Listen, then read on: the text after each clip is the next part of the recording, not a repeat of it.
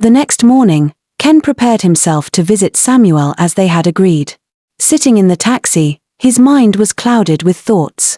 Doubt crept in, making him question his decision. Am I doing the right thing? He wondered. But he quickly shook off the hesitation. Life is a risk, he muttered under his breath, consoling himself. When the taxi pulled up in front of Samuel's house, Ken stepped out, his heart pounding.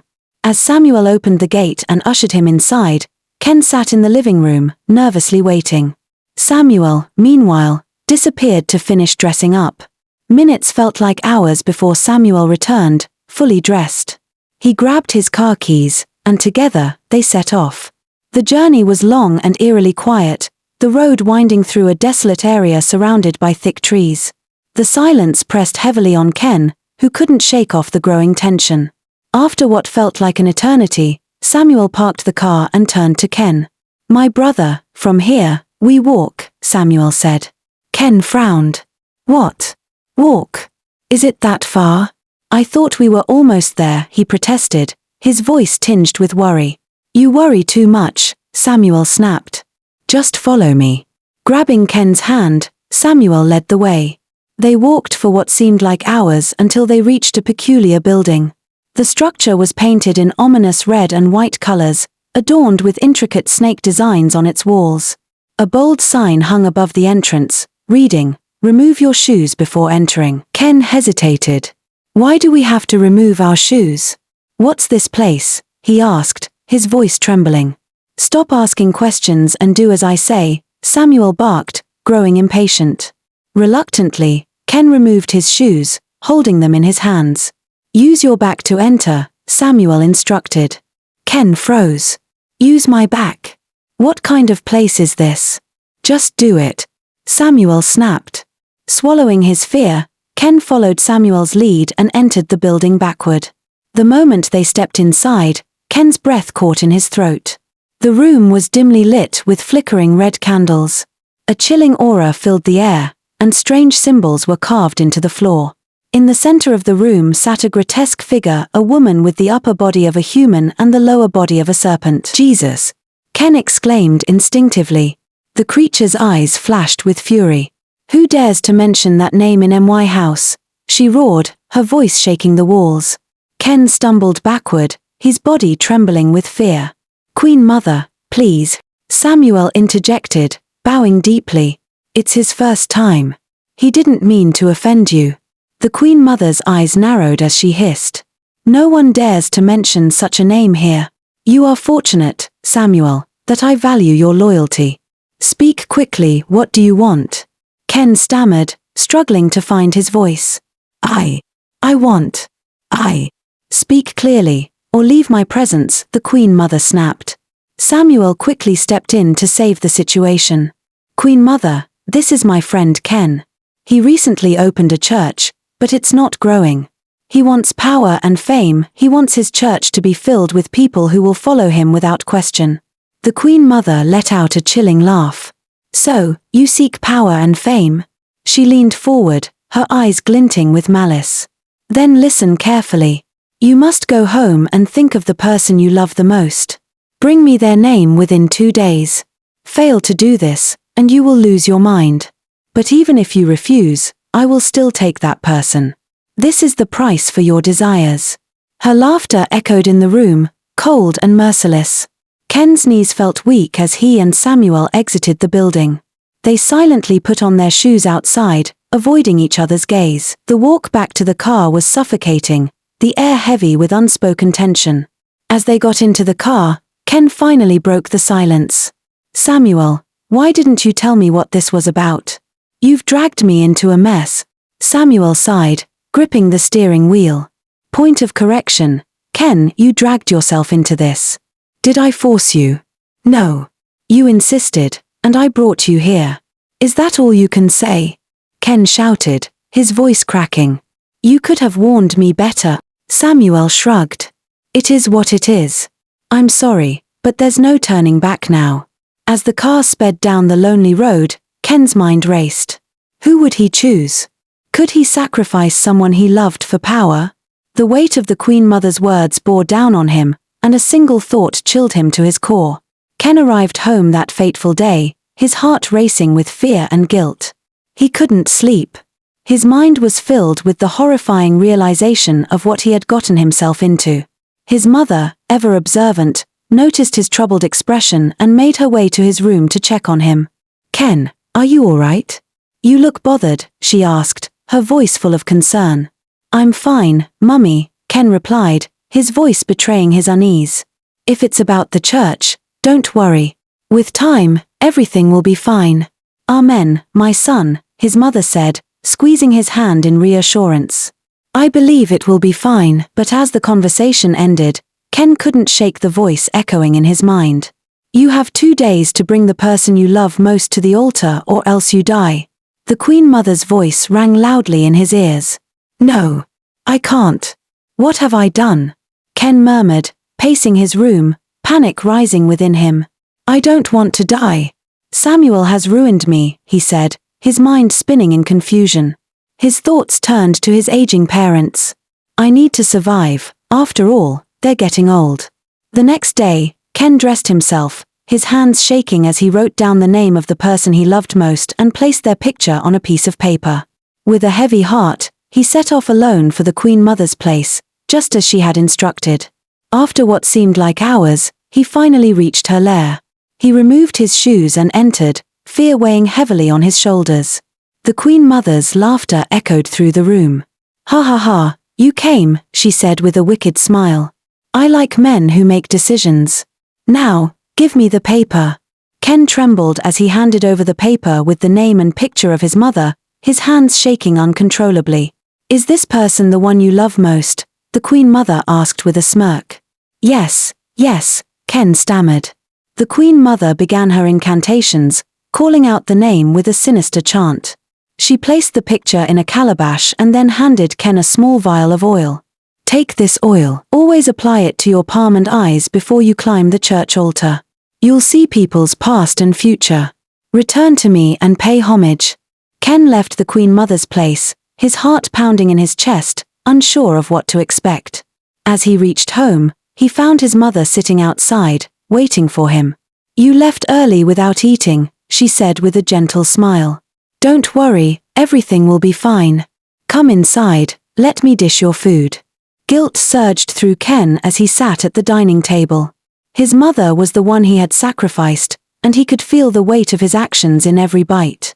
"God forgive me," he whispered, a tear slipping down his cheek. Suddenly, a loud scream pierced the air. "Ken, come quickly. My heart. Something's wrong. Take me to the hospital." His mother cried out in pain. Ken's heart sank as he realized what he had done. There was no turning back now. He rushed to the sitting room, urgently calling his father about the emergency. Desperate, Ken flagged down a taxi and helped his mother inside, praying that somehow he could undo the damage he had done. As the taxi raced toward the hospital, his mother weakly whispered, "Ken, I love you, take care of your father." Before she could finish, she breathed her last. Ken's world shattered as he realized the truth. He had killed the person he loved most for fame and power. Ken was shattered when he had to deliver the heartbreaking news of his mother's death to his father. Both of them wept uncontrollably, their hearts heavy with the weight of the loss. Family and friends gathered to console them, offering comfort, but no one suspected any foul play in the tragic event. His mother was laid to rest, and life slowly began to move on, at least on the surface. But deep inside, Ken was restless. Every night, he was haunted by vivid dreams where his mother appeared, tears streaming down her face. In these dreams, she looked at him with sorrowful eyes and asked, "Why do you kill me, Ken?" The question echoed in his mind, unanswered, gnawing at his conscience. The loss of his mother lingered in his soul, and the haunting question refused to leave him. Months had passed since the burial, yet Ken could not shake the feeling that something was amiss. He had kept his unease hidden, careful not to arouse suspicion, especially from his father, who was also grieving. But the restlessness within him grew, and he knew it was time to act. The Queen Mother's gift, the evil oil, was still in his possession. She had promised it would grant him power, and now, in his grief and confusion, Ken decided it was time to use it. He had waited long enough. One morning, he woke up with a sense of finality. Today was the day. He had waited for the right moment to make his move, and now he was ready. The market would be the perfect place, bustling with people. He could easily draw them into his church, where the ritual could take place without anyone suspecting a thing. The time had come for him to take control and claim what he had longed for, no matter the cost. Ken carefully dressed up, his heart racing with excitement and anxiety. From his wardrobe, he retrieved the oil given to him by the mysterious Queen Mother, a potent, forbidden substance that had changed his life. He applied the oil to his eyes and hands, just as instructed, before hiding it back in its secret spot. His mind raced with anticipation. Today, he would go to the market to perform his first public miracle. This was his chance to gain fame and attract more members to his church. Hurriedly, Ken flagged down a taxi and made his way to the bustling market, rehearsing his plans in his mind. As he stepped into the crowded market square, he could feel the stares of people drawn to his charismatic presence. With confidence, he began preaching, his voice powerful and commanding. He read from the Bible, sang hymns, and prayed in tongues, drawing a growing crowd around him. Ken decided it was time. He needed a dramatic display of power to cement his reputation. His eyes scanned the crowd until they landed on a crippled man in a wheelchair, watching intently. "You, over there." Ken pointed at the man, his voice filled with authority. "The Lord says your days of suffering are over. You have been in that wheelchair for years, but today you will walk home on your two legs. Do you believe in miracles?" "Yes, Pastor." "Yes, I believe," the man cried, tears streaming down his face. Ken walked over, placed his hands on the man's head and legs, and whispered under his breath, "In the name of Jesus, and by the power of the Queen Mother Serpent." He declared, "Stand up and walk." The crowd gasped, holding their breath. The crippled man hesitated, then slowly began to stand.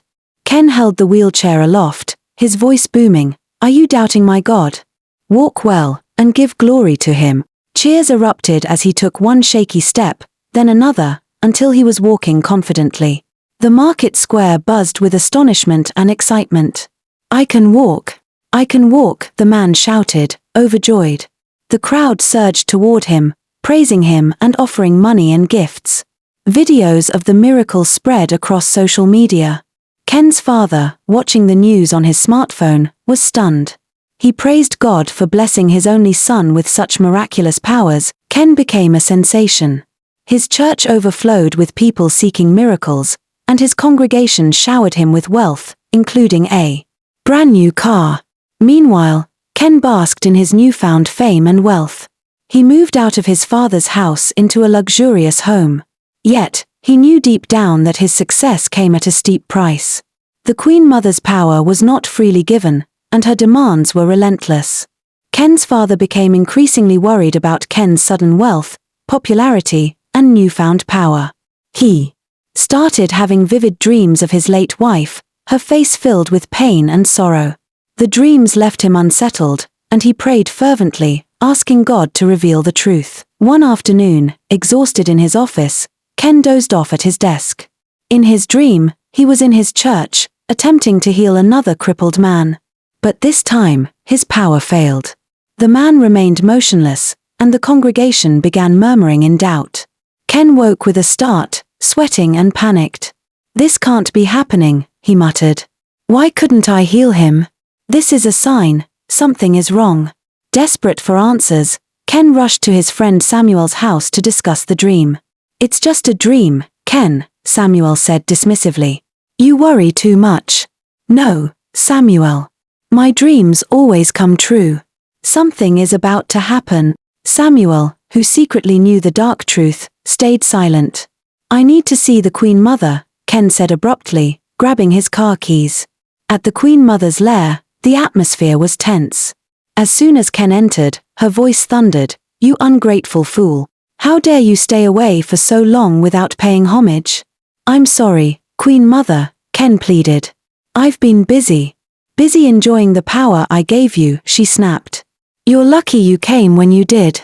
Your power was on the verge of fading. You have until tomorrow night to bring me the picture of your next sacrifice to renew your power. Fail, and you will die." Ken's heart sank. But I can't sacrifice my father. He's the only family I have left. I'm already haunted by my mother's ghost.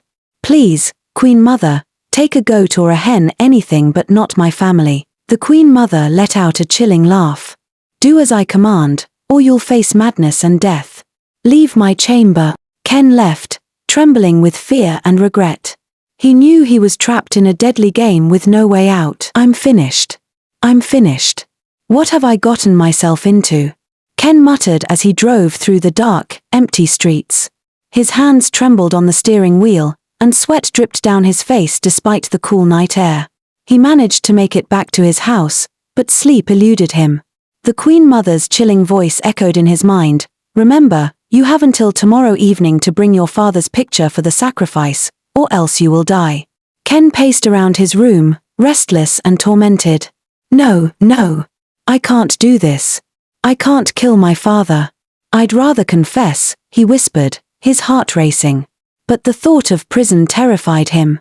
Morning came, but Ken felt no relief.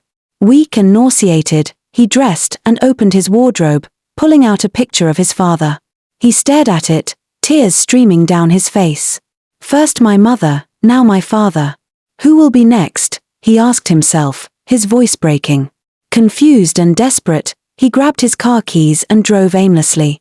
Should I go to the Queen Mother and give her the picture? Or should I turn myself in to the police? His mind raced. I don't want to die, but I also don't want to go to jail. Finally, he made a decision. I have to save myself, he muttered and sped toward the Queen Mother's lair. As he approached, a voice suddenly rang in his ears. Ken, confess.